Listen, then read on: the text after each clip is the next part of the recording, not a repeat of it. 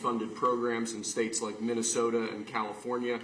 This executive order in front of you will establish a new task force aimed at rooting out that fraud, returning potentially billions or tens of billions or even hundreds of billions of dollars to the American taxpayer. This task force will be chaired by the Vice President. The Vice Chairman will be the head of the FTC, Andrew Ferguson, who's with us here as well today. But this is going to launch a whole-of-government approach to rooting out the very serious problem of fraud in federally funded programs around the country. As an example, you've been seeing it, and seeing it pretty big in Minnesota, $19 billion. But that's only for one little aspect of the fraud. It's $19 billion, and California, as they say, is 10 times worse, and other states are 10. And this is not a Republican-Democrat thing. This is wherever it's taking place. It seems that it's usually in blue states. If it's in a red state, we're going there too. But it seems that it's heavily, heavily, heavily Democrat. And what they've done is so sad. When you look at the Minnesota scam, a lot of it has to do with Somalia. Nobody's calling out anybody, but a lot of it has to do, but it's Somalia and plenty of others. And I believe the governor is complicit. I believe Ilhan Omar is complicit. I believe that your Attorney General is complicit. And if they are, you're going to hopefully find out about it, and you're going to have to do what you have to do. If we found half of the fraud that's taking place in this country, and I think you have a chance of doing that, we would have much more than a balanced budget. That's the kind of numbers you're talking about. The theft is incredible. And I think J.D. will make, and Andrew will make a charge later on that local states should handle nursing homes and all of these things that the federal government shouldn't be involved in. It's too big. The federal government should handle military and a couple of other things. But when it comes to nursing homes, you saw where a young gentleman was going around and knocking on doors, and none of the nursing homes existed, none of the nurseries existed. The money that's being paid out, and the federal government pays for it. When you see all these people coming in illegally into our country, many criminals, many drug dealers, murders, 11,888 murders, and you look at California, and more come in, and yet they never had money, and yet they pay them. You know why they pay them? Because the federal government is charged with paying them. We're not paying them anymore, and I said that. So these two really smart guys are going to be, I think it's going to, hopefully it's going to be JD's. This will not be like a Kamala, where she was put in charge of the border, and she never went there, JD, right? You promise? I promise, sir. Remember, Kamala was put in charge. She was the border czar. She never went to the border. She never called any of the great Border Patrol. The Border Patrol testified. We never spoke to her in 4 years. And that was a disaster. But this is different. This is a different group of people. I think maybe before JD, I'll ask Stephen Miller say a few words still, please. Thank you, Mr. President. Well, under President Trump's leadership, as we've seen, the illegal flow across the southern border was stopped completely. But what we found since President Trump came into office is that the Democrats have set up a system to funnel hundreds of billions and ultimately trillions of dollars to migrants that are in our country, oftentimes from places like Somalia. So as an example, ICE recently asked a group of illegal immigrants that were in detention whether or not they were receiving Medicaid. Half of them raised their hands and volunteered that they were on Medicaid. Just volunteered that. These aren't the ones who are hiding it, right? They also asked illegal aliens how they paid their medical bills, and they said that if they don't have Medicaid, they go to hospitals, they get free care there, and they bill it to the taxpayers. So they aren't paying for any of their own health care in this country. This is one example. And we've seen this over and over and over again. So under President Trump's leadership, and then, of course, with J.D. and the head of the FTC, Andrew Ferguson, we're going to see the first ever effort in American history to reclaim the ultimately trillions of dollars that were stolen from taxpayers. I believe, and I know President Trump believes, that when this theft is exposed, we will see that if all of it were stopped, it would be enough to balance the budget. The extraction of wealth from American taxpayers to people who don't belong here is the primary cause of the national debt, and this is the first ever effort to shut that down. Thank you, Mr. President. First ever. And everyone knows they've been cheating for years. It's the first ever. And it's got to be stopped. I mean, it's got to be stopped. Think of it, Somalia is a third world, maybe a fourth world nation. One of the worst, one of the most dangerous. They don't have anything. They don't have councils. They don't have government. They don't have police. They shoot each other all over the place. They come here and they steal $19 billion. That's crazy. And Ilhan Omar, I hope this is part of it, but she married her brother, supposedly. I mean, there's a lot of documentation. I mean, she's here illegally and she's a congresswoman. And I hope you're going to be looking at that, or somebody is, all right? Because she's one of the ringleaders here. She's bad news, really bad news. She's so bad for our country. Anyway, JD, please say a few words. Yes, sir. Well, thank you, Mr. President. This is a very important whole-of-government approach to tackle the fraud problem. And let me just tell one story. One of the things that even before this executive order was signed that we were able to stop under the President's leadership is we saw evidence that in Minneapolis there were Somalis, primarily illegal immigrants, who were defrauding a Medicaid program that was meant to go to autistic children. So they were taking children who were supposed to get benefits, and they were claiming that their kids were actually autistic even though they weren't. And what did this mean? This meant two things. Number one, you had a lot of people getting rich off of the fraud while American citizens got poorer. And the second thing that it meant is that you had autistic kids in Minneapolis, in suburban Minneapolis, who weren't getting benefits they needed because Somali fraudsters were literally stealing out of their pocket. It's got to stop. And unfortunately, that kind of fraud is one example of probably hundreds just within the state of Minneapolis, and then it's repeated and replayed all over the United States of America. When we first started talking about this problem, the President made it very clear he wanted us to take the fraud problem seriously because nobody had until he was president. We started to figure out one big hole that existed is that the agencies of the government weren't actually talking to each other. So Treasury would have evidence of financial fraud, but wasn't talking to the Department of Justice about it. Health and Human Services had evidence of Medicaid fraud, but wasn't talking to the Department of Treasury about it. So what this executive order does is force the entire apparatus of the federal government to do two things. Stop the fraud on the American taxpayer and make sure that the benefits that ought by right go to American citizens and not to fraudsters. Andrew Ferguson will be the vice chair and is going to do a great job. If you're curious what's the difference between the vice chair and the vice chair is going to do all the work and I'm going to take all the credit. Andrew. Yeah, look, I mean, millions and millions of Americans pay into these programs every day and they expect to get something out of it. And this fraud is just siphoning money that millions of Americans pay to fund their hospitals, to fund their daycare centers, into completely fake businesses. It isn't just unfair to all of us as taxpayers who pay for all this. It's particularly unfair to the Americans who need this the most and watch this money leave their hospital, leave their school system, and go out to fraud. And that is why this effort is so important. And I think we've just begun really looking at this, but I think that one of the things we're going to find is that in a lot of these agencies, the previous administration was pretty lax about existing anti-fraud controls, and we're going to expose that too. I would take the word pretty out. I would change it with unbelievably lax.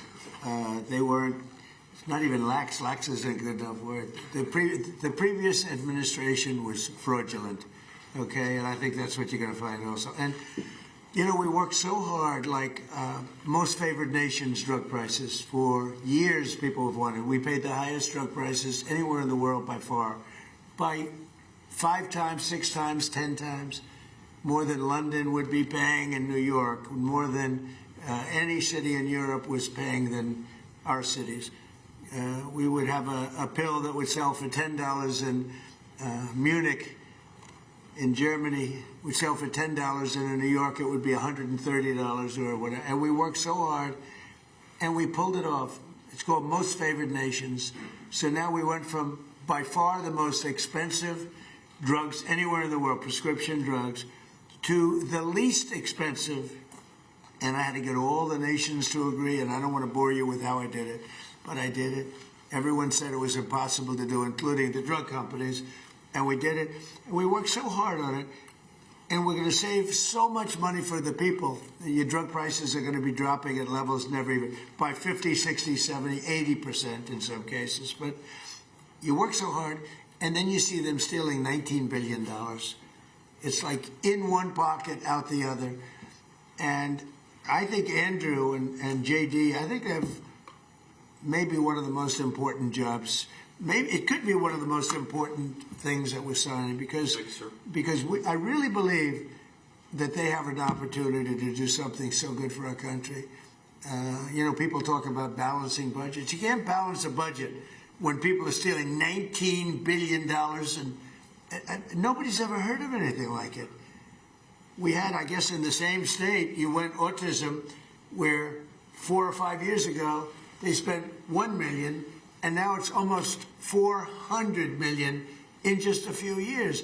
Well, autism didn't go up like that, and even the $1 million was probably a fraud, but it went from $1 million to almost $400 million in just a few years. These are crooked people. They basically said everybody in the state had autism. These are crooked, horrible people. And, I was elected with JD, Make America Great Again. That was it. And we can't have this stuff happening. Right. We have to be respected. And they left. So I'm going to sign this. We'll take some questions, but let me sign this first before I don't forget. Let's see. Before I decide not to, okay? Yes, sir. I don't forget not to, but maybe I'll decide not to. I would decide not to. If I didn't think they could do the job, I would decide not to. But that'll be a terrible thing. I think they're going to find numbers. Andrew, I think you're going to find numbers that are far higher than you even think. And Andrew came to us. He said, sir, he's read the stories about Minnesota. We know California is many times worse, but Minnesota is terrible. They're all terrible. Those cities are terrible. New York is terrible. What's going on in Chicago, Illinois, with that slob of a governor is terrible. And the kind of money we're talking about is just country changing. It's country changing money. It's having a deficit to having a really profitable country where you can lower your taxes substantially for people. And I think you have an opportunity to do it. And I think you two guys are the right guy. If you guys can't do it, you've got a problem, because nobody else will be able to do it. All right? Yes, sir. So I'll sign, and then we'll take some nice questions from our wonderful media.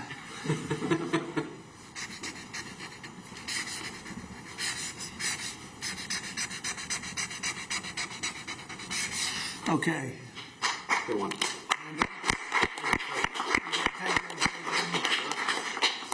Here you go.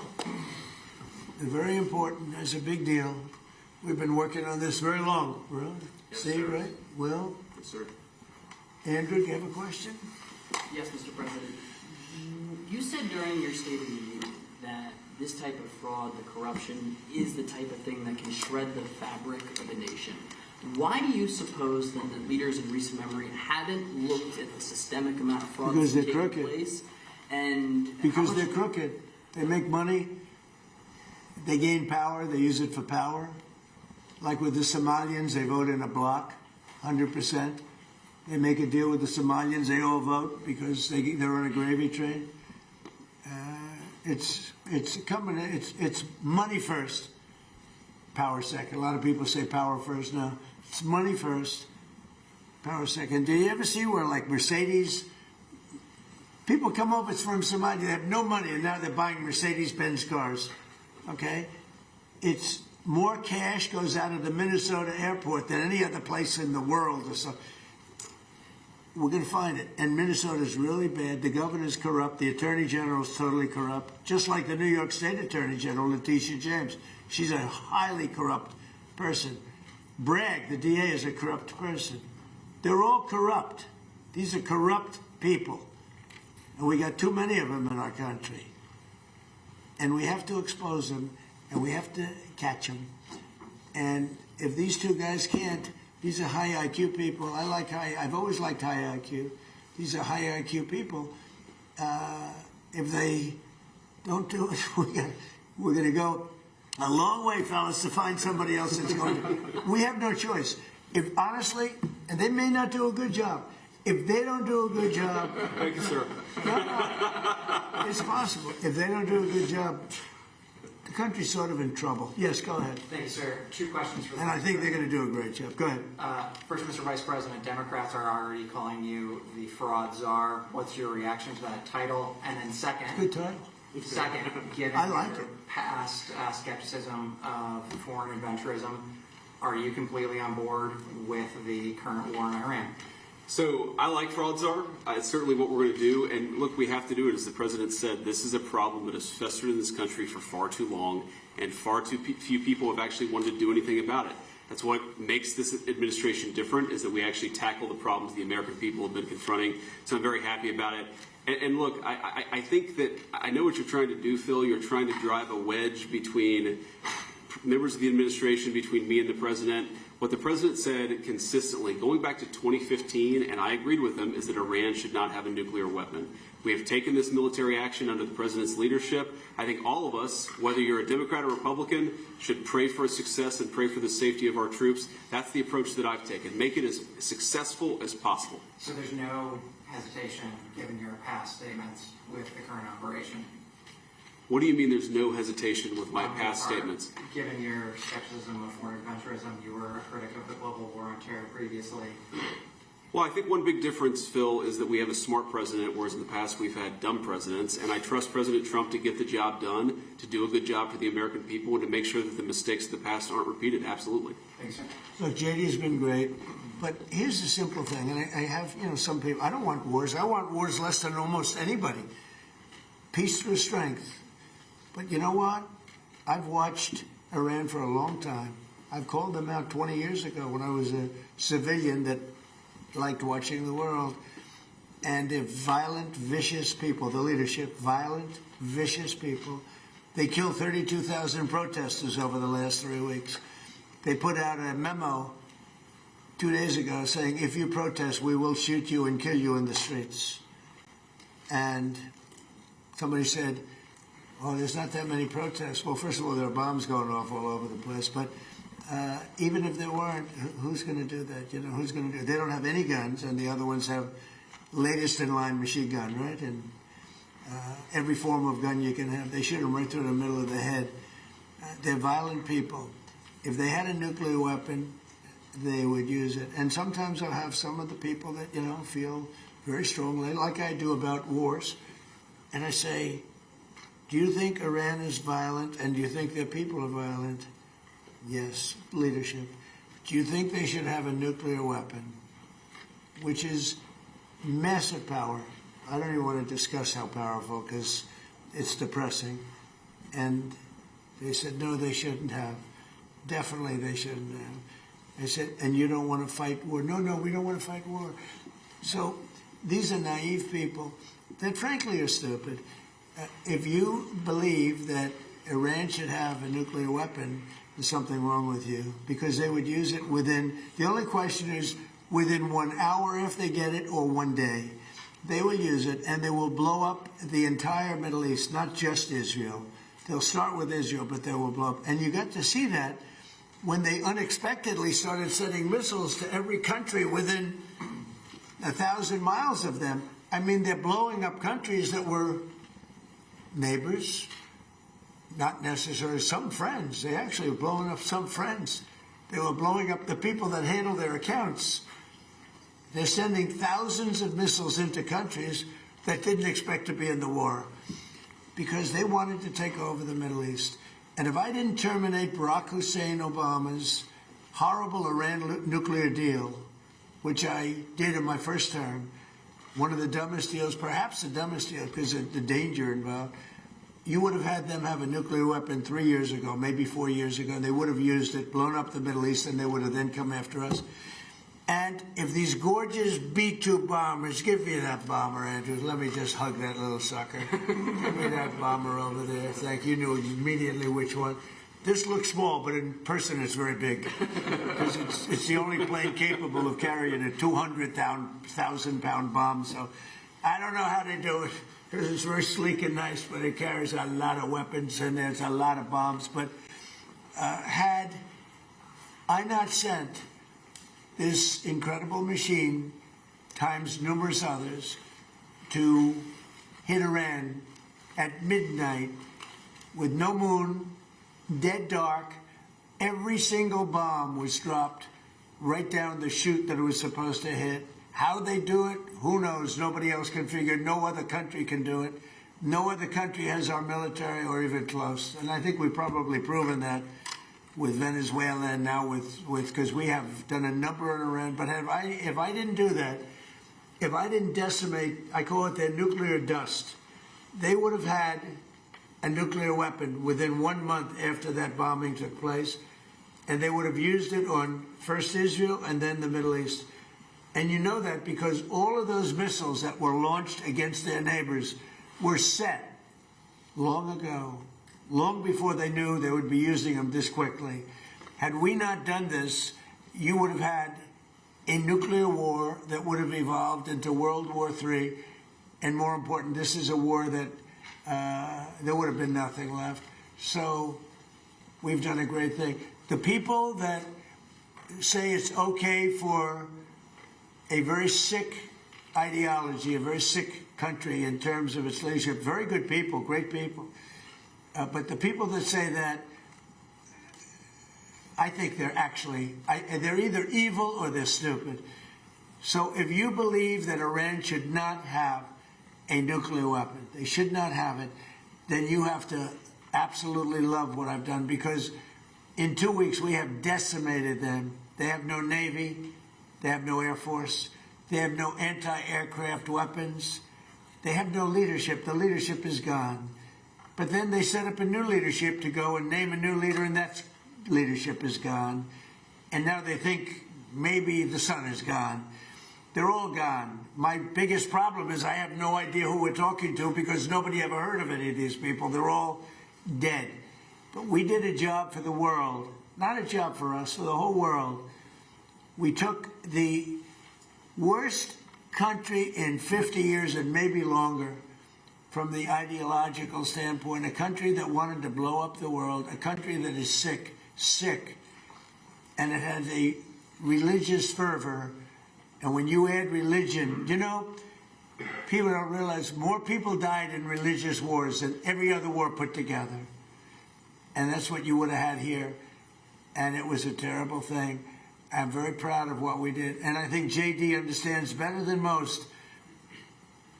If you give Iran a nuclear weapon, at least a very substantial part of the world would be blown up. And it'll be used almost immediately, yes. Thank you, Mr. President. You don't mind if I keep this here, do you? Isn't that a beautiful thing?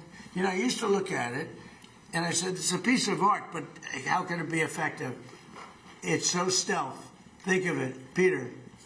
1 in the morning, it flies in, and they say, sir, they're in Iranian airspace. And I say, oh, and I'm watching it from the Situation Room with a couple of other very smart people, including some good generals, real generals, not television generals.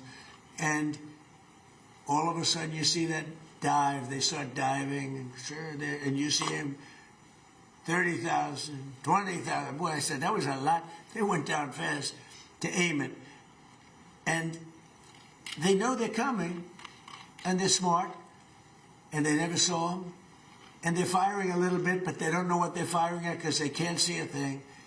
And then you hear the biggest explosions that anybody's ever heard. Those are the biggest bombs. Outside of nuclear, those are the biggest bombs. And you say, what technology we have. What a great country. I built it, largely, I built it during my first term. I built it. I didn't know I'd have to use it this much in my second term. But we had an incompetent president. We had an incompetent administration. And if that group of people in any form, whether it's Kamala, him, it doesn't matter, would have had another 4 years, we would have had no country left. Yeah, please. Thank you, Mr. President. You say you're doing a job for the rest of the world. In your conversations with your counterparts, are they thanking you? What are their conversations like when you talk about this military conflict that's taking place in Iran? Well, they should be thanking me because many of them get 90%. China, as an example, should be thanking us, but I don't expect to thank you, but they should be thanking us. Japan gets 95%, China 91%. Many of the countries, South Korea gets a tremendous percentage of their oil and therefore their energy from the Straits, or as they call it, the Strait. And they should be not only thanking us, they should be helping us. What does surprise me is that they're not eager to help. There are a couple. We'll be announcing some names soon. There are some that really were right up front. I would announce their name now, other than maybe they prefer it not being announced for whatever reason. I will say this: it's a lot easier to get people today than it was 2 weeks ago. 2 weeks ago, before we destroyed before we obliterated the country, before we took out, because they're down to about 8% of their missiles. They're down to a small portion of their drones, and we've demolished many of their factories where they make the missiles and the drones, and the rest are all following. Our military has been amazing. We hit Carg Island, took out every single thing in Carg Island except one thing. We left the pipes, because if we take out the pipes, it takes a long time to build them. And at some point, something's going to happen that's positive with respect to those pipes. But there are some countries that greatly disappointed me. And I'm the one that got them to pay from 2% to 5% of GDP, NATO. And I get along great with those countries in NATO, but I always said, the problem with NATO is we'll always be there for them, but they'll never be there for us.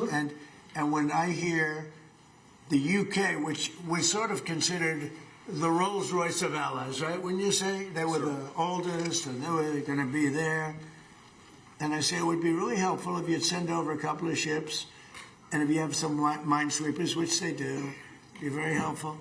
And the Prime Minister is a nice man. I think he's a very nice guy. He says, well, I'd like to ask my team. I said, you don't have to worry about a team. You don't have a team. You're the Prime Minister. You can make a decision. Well, I have to speak to my people. I said, you don't have to speak to anybody. So it's very disappointing. And then after we obliterated them and destroyed their military, the whole thing, and it became a much safer zone, he said, we're going to send over 2 aircraft carriers. I said, I don't want them anymore. I don't want them after we win. I want them before we start. I don't need your aircraft carriers after we've already won. So, those things are very disappointing. And you have to remember, we have 45,000 troops in Japan. We have 45,000 troops in South Korea. We have 45,000, 50,000 troops in Germany. We defend all these countries. And then, do you have any minesweepers? And they say, well, would it be possible for us not to get involved? I've been saying it for a long time. This is the greatest thing to come out of this. We spend trillions and trillions of dollars on NATO to defend other countries.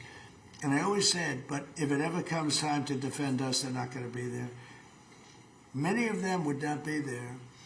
And we're going to have to start thinking more wisely in this country. Some have been very good. 1 or 2 have been great. I'll tell you who the great ones are at the right time.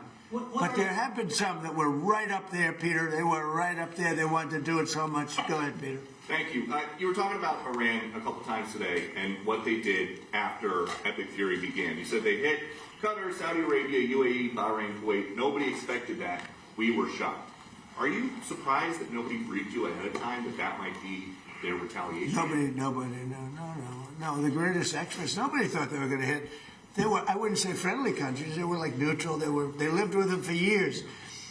Peter, they were going to take over the Middle East. They were going to knock out Israel with their nuclear weapon. But after we knocked out their nuclear potential weapon, they started building missiles, thousands and thousands of missiles. And they were going to do it with missiles while they developed. These are sick people. While they developed nuclear, somehow they were going to start at a different site, because that site was, you saw the site, the mountain. They were going to go into a certain area, which we know exactly where it is, and they were going to do that. And it's incredible what we've done. I tell you, the job we've done. Do you know, if I didn't terminate Barack Hussein Obama's Iran nuclear deal, you would right now, well, Israel would be gone. It would be incinerated. And probably the Middle East likewise. And remember, they got all of those missiles. And I heard they were sending missiles to UAE. I said, that's strange. UAE is like the banker for Iran. They're like the banker. Qatar, their neighbors, they got along okay. Saudi Arabia. All of a sudden, Kuwait is getting hit. Bahrain is getting, all these countries are getting hit. There was no expert that would say that was going to happen. It's not a question of like, gee, should you have known? And if we did know, big deal. I mean, we have to do what we have to do. But we hit them so hard like nobody's ever been hit. We hit them very hard. And we've extinguished most of their missiles. We've extinguished most of their drones. We've extinguished most of the places where the missiles and the drones are built. We've fully extinguished 2 layers of leadership and probably a third, if you believe some stories. So we only have one thing, to have a little choke point, and they've used it very well for years, but it doesn't work. But I think this, if some of these countries that we've been good to for years, and maybe more important than that, some of these countries that get 90% and 95% of their energy from Hormuz, the Strait. Hormuz, a famous, wonderful, beautiful place, but you wouldn't want to be necessarily sailing a boat there right now. I would not. Okay, you know why? Not because of them, because of us. Because we've taken out their entire Navy. We've taken out every one of their drone, they call it a drone layer, a mine layer. There's specific boats that are meant to put mines on. How would you like to have a nation that has 22 boats where their sole function, they're very different looking boats. You wouldn't want one for your family. They're not pretty. Their sole function is to lift a mine into the water and drop it a certain number of feet down. But they had 22 of them. We've taken out all of them. But you can probably drop them off on the boats. So we don't even know. By the way, we don't know that any mines have even been dropped. But the thought that they would scares people that have billion-dollar ships. Yeah. Please. Thank you, President Trump. I'd like to ask the Vice President about his plans to go after possible fraud in California and New York. We know, of course, about Minnesota. And President Trump, first, could I ask you, you said earlier today that the new Supreme Leader, Mustafa Khomeini, you don't know if he's dead or alive. There are a couple interesting reports about him today. There's one report that he just narrowly escaped death in the first airstrikes by stepping out into his garden. There's another report that he may actually be gay despite leading a theocracy that hangs gay people. How do you determine what's true, and do you have an assessment of those? Well, so far nobody knows. If you look at his father, he used to give talks a lot, you know, talking about death to America. He'd say death to America all the time. When they say death to America, you should believe them, because that's what they would have. If they had a nuclear weapon, they would have used it. But they never had the chance. I never gave them the chance to use it. And other presidents should have done. I spoke to one of the former presidents who I actually like. I actually speak to some. I do like some people. It'd be shocking. And he said, I wish I did what you did. Could have done it. Other presidents, somebody should have done it. 47 years this went on. They call Iran the bully of the Middle East. And you could have never had the Abraham Accords. You could never have had peace in the Middle East. Now you're going to have peace. You could never do it with the dark cloud of a nuclear Iran. But Iran is a shell of itself. It's no longer a bully. It's the one that gets bullied. It's a bully that got beat up. We beat the crap out of them. And they deserve that. You know, when you see a soldier walking down the street without his arms, or being helped down the street because he's got no legs, or his face is blown to smithereens with no legs and no arms, those two, no legs, no arms, and a face that got racked. That was done by roadside bombs. That's the favorite weapon of Soleimani, who I killed in my first administration. General Soleimani, had I not killed him, that was the beginning of their downfall, because had he not gone, it's possible that we would not be this far advanced in destroying Iran, because he was a really good general. He was a vicious, horrible man, but he was a brilliant general. And he was looking to knock out 5 of our military bases at one time. And the man that died with him was his counterpart in Iraq. And they were working together. And they got hit real hard. And if that didn't happen, we would have had a problem. But maybe more importantly than that, he was really the mastermind behind it. And they never found somebody to replace him in terms of the genius, and knocked him out. And that was a big step, knocking him out.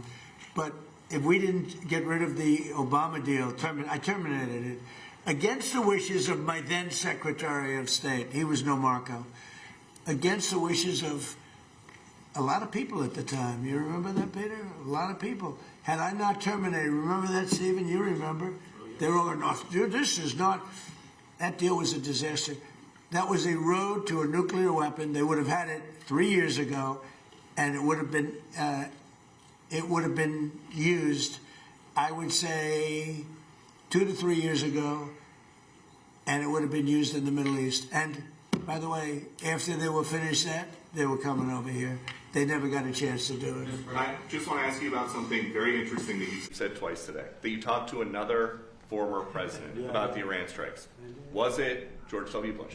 No, Was it Bill Clinton? I don't want to say. I don't want to say. Because Barack Obama? a member of a party, and they have Trump derangement syndrome, but it's somebody that happens to like me, and I like that person who's a smart person. But that person said, I wish I did it. Okay? But I don't want to get into who. Okay. I don't want to get him into trouble. Maybe, hey, you know what? Yeah, I think you probably know. You know, it's interesting. And maybe he'd be proud. And I could even ask him that, would you like me to reveal your name to Peter at Fox? Well, at least you have high ratings. Your ratings are through the roof, Peter. Yes, thank you for noticing. Congratulations. Can I ask you another question about the war? If Iran, as you say, totally obliterated, got the missiles, got the first 2 rounds of leadership, Air Force gone, Navy gone, can we wrap this war up this week? Yeah, sure. Good. Will we? I don't think so, but it'll be soon. Won't be long. And we're going to have a much safer world when it's wrapped up. It'll be wrapped up soon. We're going to have a much safer world. I had an obligation to do this. I didn't want to, I call it an excursion. I didn't want to make this journey. We had the highest stock market in history. We had low gas prices. Everything was good. And I know exactly, I know what, you're going to do it. And people are going to raise the price of oil. And that's good. But I know that. But that's a very small thing compared to allowing them to have, you want to see a stock market go down? Start letting them hit you with nukes, okay? I think, I said it this morning, I think it's a very small price to pay. And frankly, I thought it was going to go down much more, if you want to know the truth. I assumed that it was going to go down much more, only because people don't understand to a large, it's a big chess game at a very high level. It's a very high level chess, the highest. And I'm dealing with very smart players. These are smart people. They don't get there. You know, when you deal with some of these people, you're dealing with high level intellect, very high IQ people. These are not Jasmine Crockett and her group. These are smart people. These are really smart people, and violent people, and vicious people, and some very nice people. And some are very nice but violent. They turn violent. And it's, But you know what? If I didn't do what I did, we would have been hit. Number one, very important, was the termination of Obama's horrible deal. And number two, this beautiful plane hitting them 8 months ago, whatever it was, and taking out their nuclear capacity. That totally threw them for a loop. If they had that bomb at either time, 5 years ago or 7 months ago, if they had that bomb would have been used almost immediately. Mr. President, 2 questions on domestic policy, bringing it close to home. First of all, the Save America Act, what are you expecting this week when this vote takes place in the U.S. Senate? Will the Vice President's vote be I think it's necessary? imperative that it gets done. I'm not sure it is. You know, the Democrats have horrible policy. It's just incredible. But they stick together. It's the one thing they do. Their Supreme Court members stick together. Those appointed by a Democrat stick together. If Barack Hussein Obama appoints a member of the Supreme Court, that member never goes against him. And they're proud about it. They say, I don't give a damn if it's good or bad. That man appointed me, and I'm never going to let him down. I don't say that's right, wrong. I just say they stick together. Republicans go the opposite way.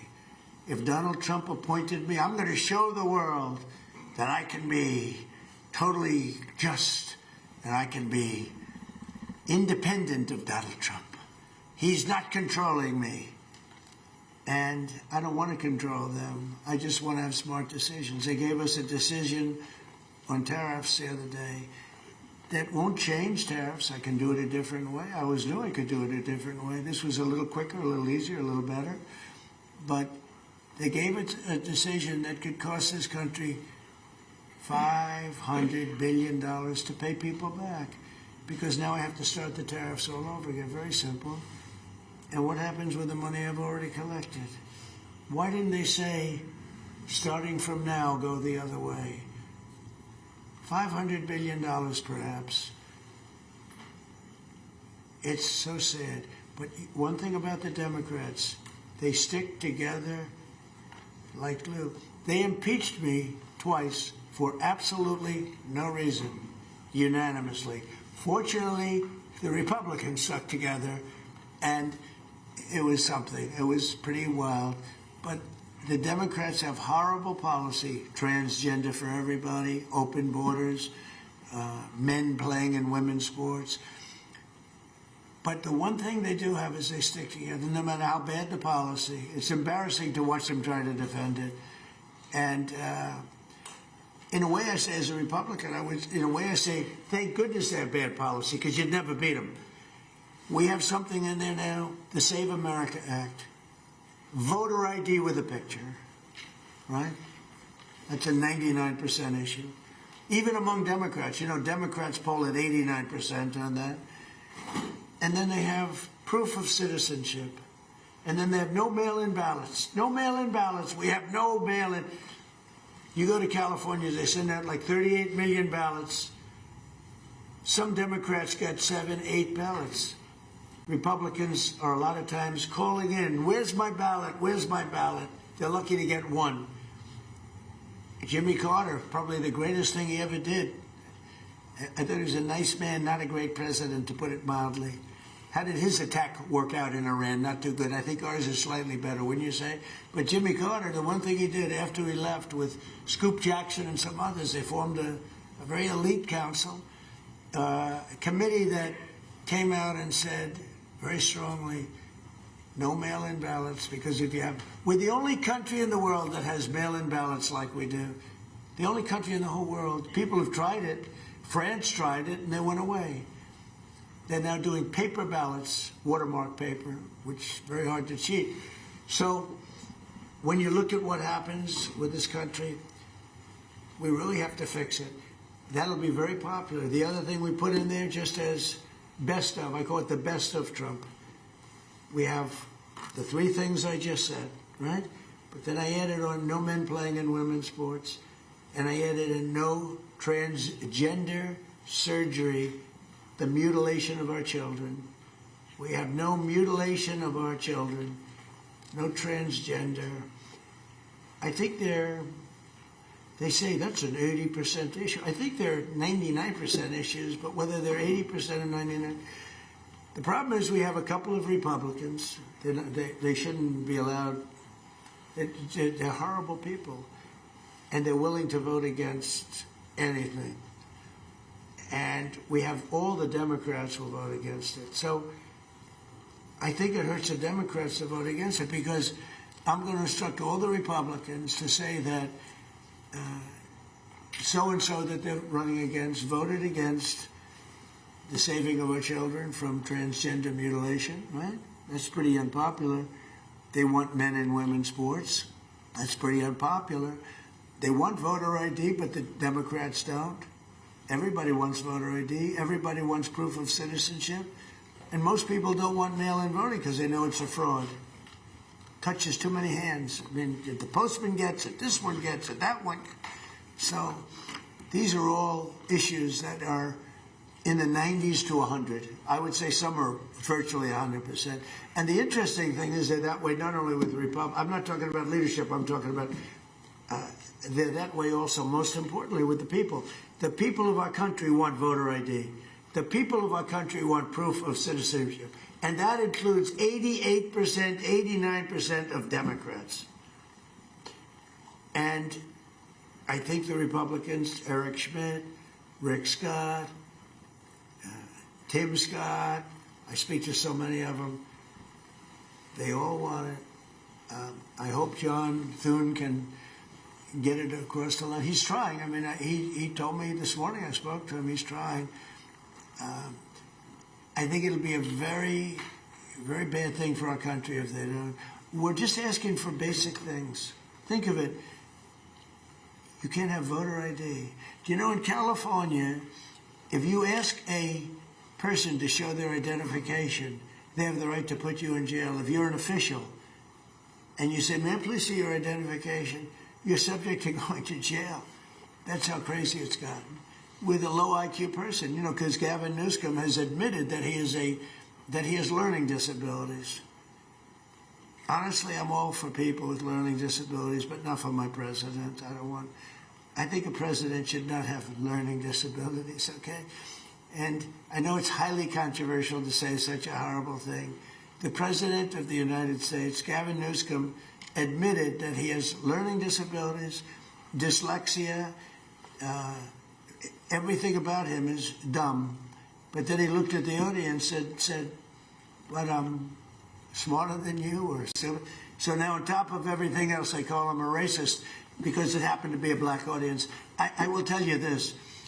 I think it was the worst interview I've ever seen of any human being in my life, okay? Anybody else have any questions? On Iran, will it be necessary to use even a limited ground force to secure whatever nuclear material remains in Iran as part of that threat? Yeah. And secondly, have you made a decision? You mean to go in and get it? Yes, sir. Why would I tell you a thing like that? And secondly, You know, I can't send reporters, "Sir, will you attack Karg Island? Will you occupy Karg?" They ask me these questions. And I don't want to be mean, but they're stupid questions. If any president answered those questions, they shouldn't be president. and secondly, sir, do you still plan to travel to Beijing at the end of this I don't know. We're working on that right now. We're speaking to China. I'd love to, but because of the war, I want to be here. I have to be here, I feel. And so we've requested that we delay it a month or so, and I'm looking forward to being with them. We have a very good relationship, but because of the war, there's no tricks to it either. It's not like, "Oh, gee, I'm waiting." It's very simple. We got a war going on. I think it's important that I be here. You know? So it could be that we delay it a little bit. Not much. Peter? When you say Cuba is next, Cuba. is Cuba, whatever you do with the military there, it seems like something, will that look more like Iran or Venezuela? Can't tell you that. I can tell you that they're talking to us. It's a failed nation. They have no money. They have no oil. They have no nothing. They have nice land. They have nice landscape, you know. It's a beautiful island. I think they have great people. You know, I know so many people from Cuba that were treated terribly, and they're over here, and they became rich. They're very entrepreneurial people, very smart. I know a lot from Florida, especially. There's so many people. A friend of mine started over with nothing. He's now the largest owner of gas stations in the country and stuff. I mean, Cuban. I also know, I was just with a fantastic person who's Cuban and made a fortune in sugar. You know, Fanjul family, right?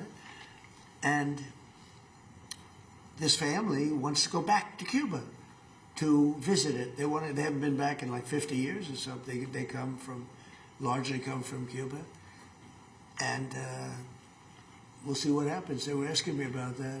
They want to go back. Not only Fanjul, a lot of Cubans have said, "Oh boy, would they love to go back." I think Cuba, I don't know, in its own way, for tourism and everything else, it's a beautiful island, great weather. They're not in a hurricane zone, which is nice for a change. You know, they won't be asking us for money for hurricanes every week.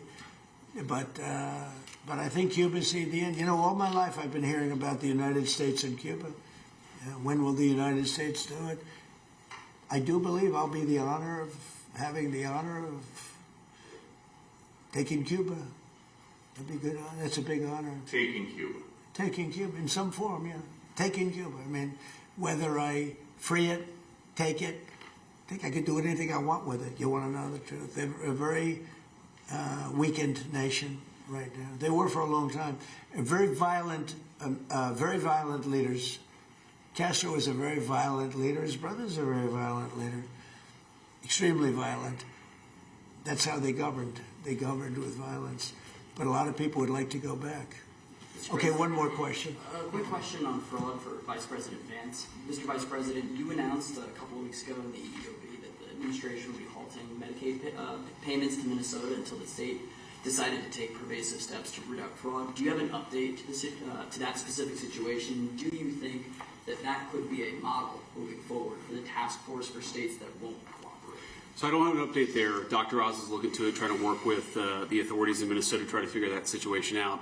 But yeah, I mean, I think there are two obvious tools that we have to stop the fraud that's happening against the American people. One is that when we see evidence of fraud, we stop the payments. Pretty simple, right? We know that the American people are being defrauded.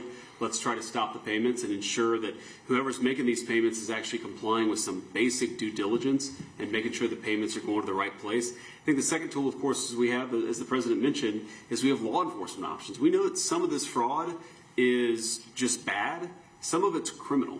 We know that people are intentionally trying to defraud the American people. It's not just in Minnesota, it's all across the country. 99% is criminal. Yes, sir.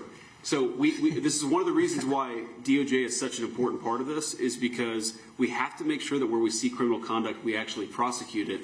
And the President's talked about this a lot in the past. I don't need to repeat it, but it's worth noting that so many times when we find people engaged in really, really bad conduct, you know, the local judge or the local grand jury tries to stop it. One of the cool things about what we're doing is we're trying to take some innovative steps to ensure that when we find criminal fraud, we can actually prosecute it all the way to the end.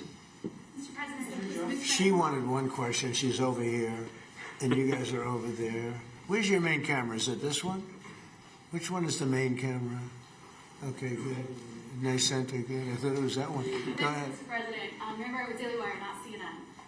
We just wanted to ask about DHS, still not funded, but we reported earlier today that 80% of the primary task force that focuses on investigating terrorism is working without pay. So should that impact Democrats' decision to fund DHS? The Democrats aren't paying. The Democrats, we have a deal.